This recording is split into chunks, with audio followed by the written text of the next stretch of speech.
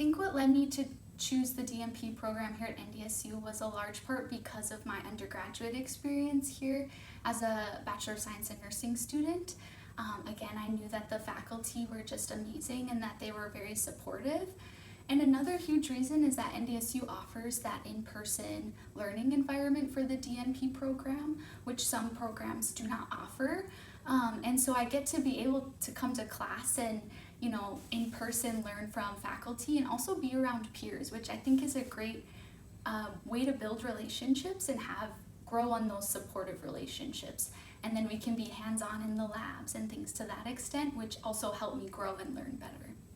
My reasoning for pursuing my DNP was kind of throughout my years of nursing and just seeing and learning throughout those years, and also being able to work with some amazing providers. I felt like that cultivated a desire for me to return to school and become that provider role.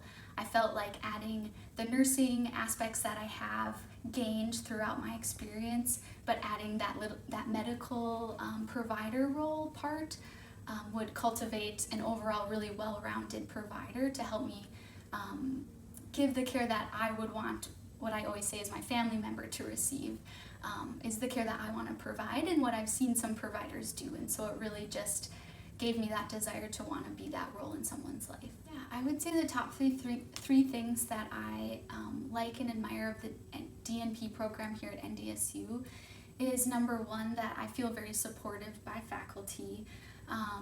Another thing is I just think that the curriculum that they provide will give me that advanced level knowledge to, when I become a nurse practitioner in practice, be prepared for that, especially as a new nurse practitioner. And then also just the face-to-face learning environment that we can be in person, I think is a huge reason why NDSU's program stands out.